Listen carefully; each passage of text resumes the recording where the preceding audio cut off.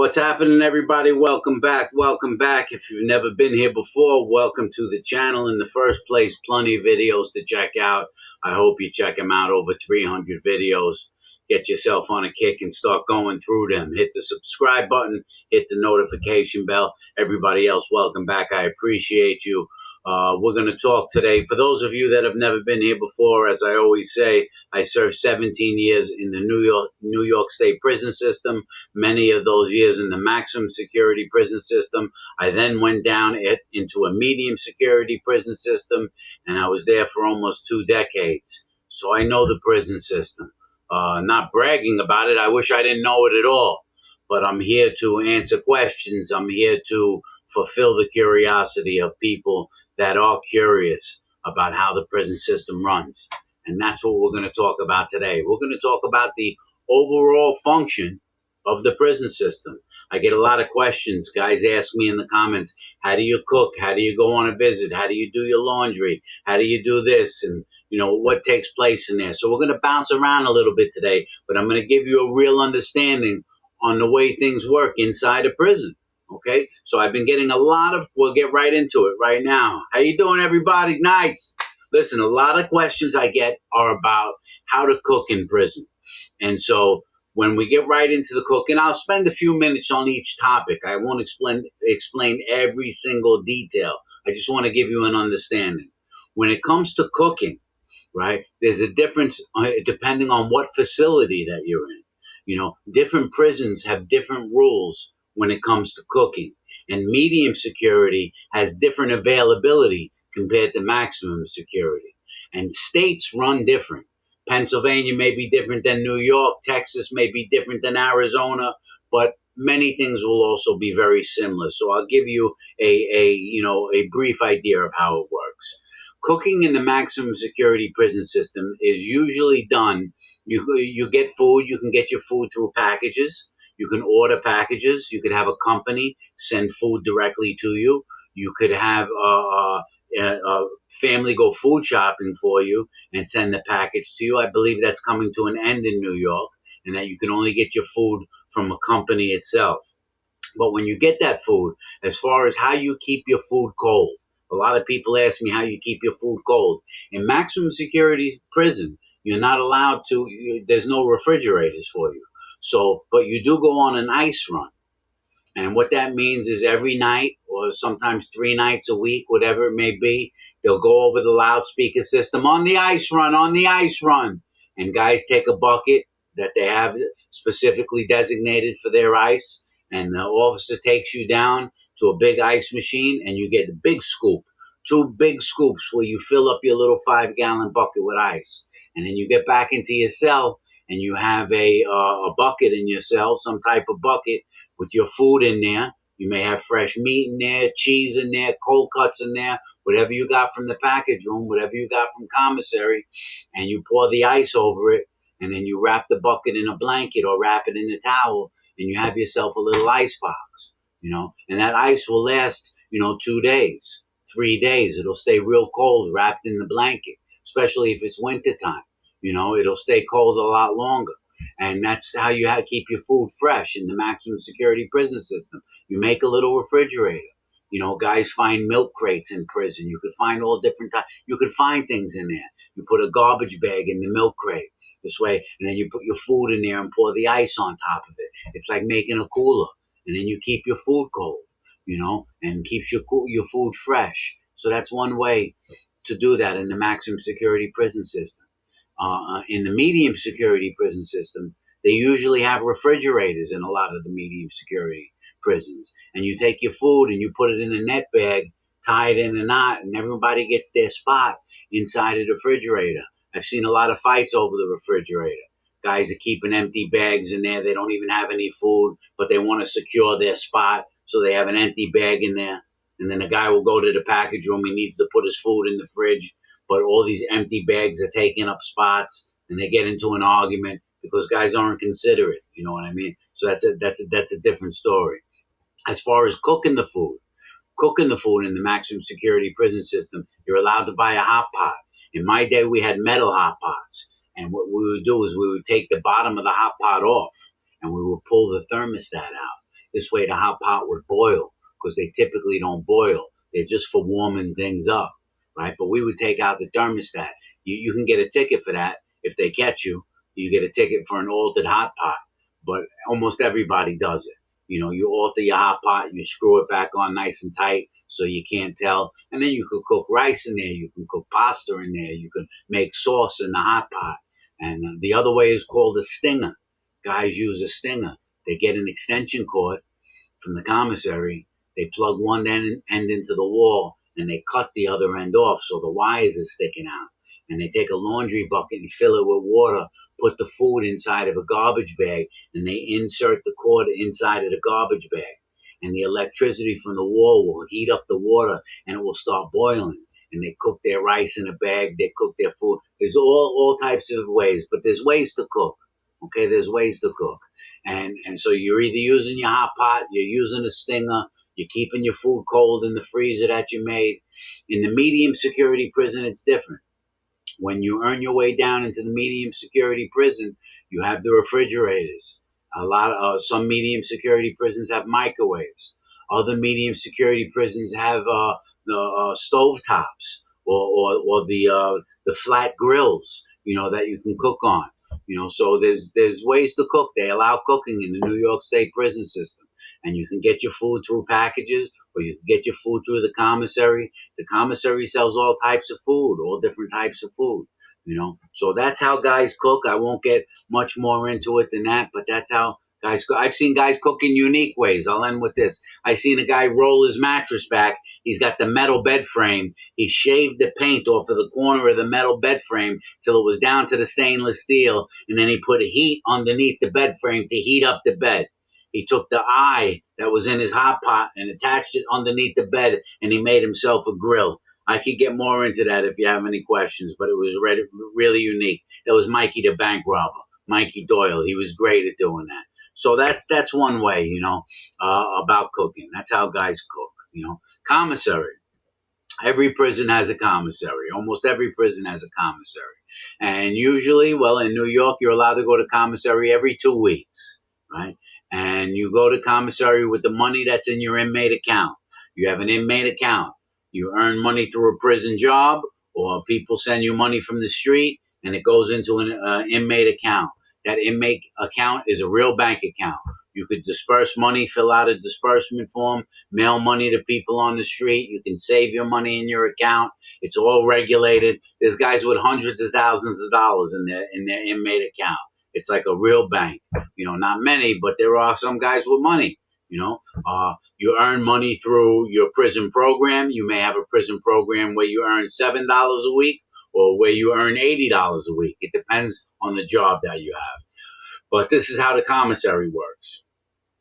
Every 2 weeks, you will get, when it's mail time or before the evening is over, the officer will make a round and he'll drop your commissary sheet off on your door, on your cell bars. He puts the commissary sheet right on your cell bars.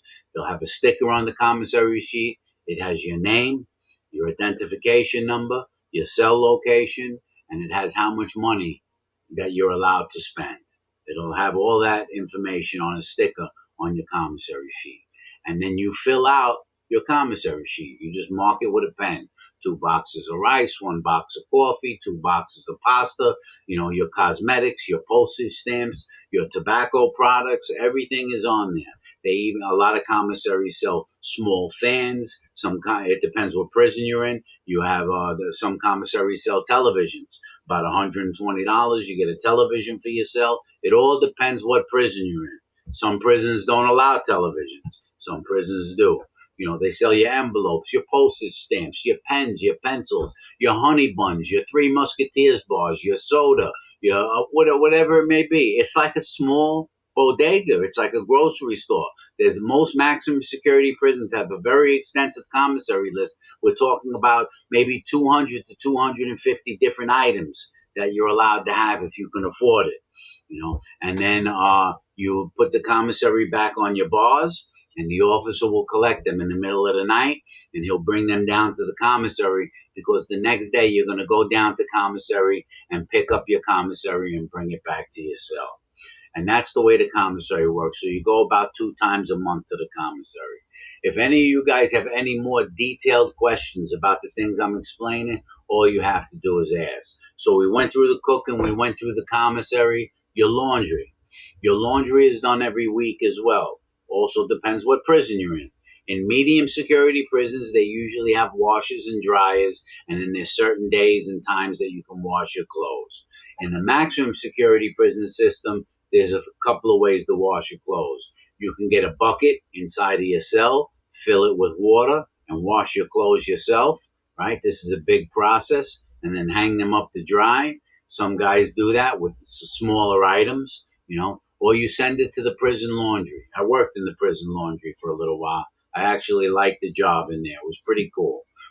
So you say you have 2 net bags. They issue you 2 net bags when you become a prisoner. One is green and one is yellow.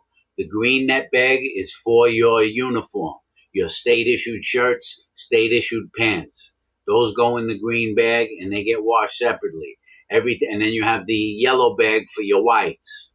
All colored clothes go in the green bag, and all your whites go in the yellow bag. And your bag has your cell location written on it in permanent marker, and they take those. The laundry comes, you drop them off in the laundry, and then they wash them. It's not the greatest washing because they leave the clothes inside of the net bag. Your clothes get washed inside of the net bag, and then they throw them in the dryer inside the net bag. And then when you get them back, they're wrinkled. They're not really dry all the way, but they have been cleaned. That's why I got a job in the laundry. I like to wash my own clothes. I didn't have to wash my clothes in the net bag. I would take my clothes and wash them, and with good detergent, and then put them in a dryer by themselves. And I'd wash my boys' clothes too, because I worked in the laundry. I tell my boys, give me your stuff, I'll take care of it. A lot of guys, that's their hustle. They get a job in the laundry and then they wash clothes for contracts. 1 pack of cigarette a week, they'll wash and dry and fold your clothes for you. 2 packs of cigarettes a week, whatever it may be. But I don't charge no one. But my boys, I just take care of them. So that's how the laundry worked in there. Sick call. You want to go to sick call. You're not feeling good. You got to go see a doctor. You take a slip, you leave it on the bars, the officer gets it on the go around, and then they call you to sick call. And you go see a doctor, go see a nurse. They'll call you down there. The medical care is terrible, deplorable, disgusting, vicious in the prison system. You don't want to become ill or sick in the prison system. And if in prison they don't handle. If you need stitches, you got to go to an outside hospital. You need X-rays, you usually go to an outside hospital. MRI, surgery, any of that, it's an outside hospital. But in the prison sick call, they handle things like sprains, headaches, rashes, fever, smaller things they'll handle right in there. They just ibuprofen you to death. Here's ibuprofen. Here's ibuprofen. You want to see the dentist? They have a dentist inside of the prison. All he wants to do is pull out your teeth, though. You don't want to do any fillings. They want to save money. Just pull the teeth out. That's it. Visits. Let's get into visits. Visits all depend on, they go by your last name or by your number. Let's say Monday they have visits. If your last name starts A through M, and then N through Z on Tuesday, like that. Or it could go by your last number, your last digit of your prison number. If, let's say Mondays they do 1 through 5, and then Tuesdays they do 0, 6, 7, 8, 9. So everyone has a different visit schedule, different type of visit rooms, different types of rules for the visit. Most of the visits in New York are contact visits. You could go on the visit. You can hug your visitor. You can kiss your visitor for a minute. You can walk to a vending machine and get a hamburger or a cheeseburger or a soda out of the vending machine, throw it in the microwave, take pictures together on the visit, whatever it may be. That's the visit room. In New York, they're contact visits. Or some states don't have contact visits. That's where a lot of the drugs come through as well on the visits. Grievance process. If you got a problem with something that's going on in the prison and you think you've been done wrong, can I have a sip of my soda? I'm drinking right out of the bottle. Pardon me. That's it. Nice. Diet Dr. Pepper. I like Diet Dr. Pepper. I shouldn't be drinking soda at all, to be honest. but once in a while I have my soda. Grievance process. If you feel that you've been wronged, you feel that you didn't get something you were entitled to, you feel that whatever, there was some type of injustice, you can file a grievance. You get a grievance form, you file a grievance, it goes to the grievance committee, and you'll end up getting called down to the grievance committee, and there's prisoners and staff that sit on the grievance committee that will make a decision about your grievance. If you file a grievance against an officer, they will probably come kick the living shit out of you. If you file a grievance against an officer, they may plant drugs on you. If you file a grievance against an officer, they may just come beat you up until they put you in the hospital. If you file a grievance against an officer, they may beat you to death. I've seen it. I've seen it many times, especially in Attica. You do not want to file a grievance against an officer. Let's say you're not getting your mail. You file a grievance. That grievance is not directly against an officer. But you really don't have to worry as much. The decision probably won't go in your favor, but you're not naming an officer inside of the grievance. Let's say you do file a grievance directly against an officer. Officer so-and-so is harassing me, and you file a grievance. You'll be finding drugs or a weapon inside of your cell. You'll be sent to solitary confinement for the next 8 months. You don't want to start grieving officers. There's guys that do it. You got to be very careful. That's not the response all the time, but that's a response a great deal of the time. Got to be careful with the grievance process. Law library, you want to go to the law library, you fill out a slip, drop it in the mailbox, they'll call you to the law library the next day. You could go down there, they have typewriters and law books and law clerks down there, prisoners who are law clerks. And you can go down there and work on your appeal, work on whatever you want to work on down in the law library. Be prepared for the way the officers talk to you in prison. The officers don't talk to you nicely in prison. Not a large majority of them. What the F are you doing standing over there? Take your hands out of your pockets. What are you, stupid? Don't look. What are you looking at? Are you reckless eyeballing me? What are you looking at me like that for? Put your hands on the damn wall, stupid bastard. That's the way the officers talk to you. A lot of them. Not all of them are like that. There's some nice, decent officers. Believe me, I say that sincerely. I was in there for 17 years. But the alarming number are pretty abusive. And then people say, I know they have to talk like that to maintain control. They have to talk like that so things don't get out of control. They're taught this in the academy to always make sure there's control. But there's different ways to maintain control than verbally abusing people. But then on the other hand, there's a bunch of, a large number of stupid ass prisoners in there too, that if they just knew how to follow some rules, they wouldn't have officers on their back. So it just goes both ways, Double bunked. I get the question about double bunked. If you're going to be in the cell with another individual, depends on the prison, depends on the state that you're in. In New York State, when you go to a maximum security prison, you can move directly into your own cell.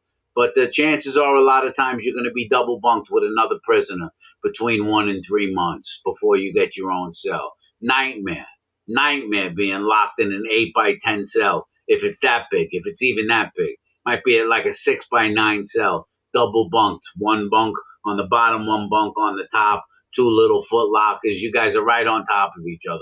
You really can't both stand up at the same time in the cell. That's how little amount of room there is when you're double bunked, especially in a place like Sing Sing or Attica, where I did time in both places. Both of you can't stand up in the cell at the same time.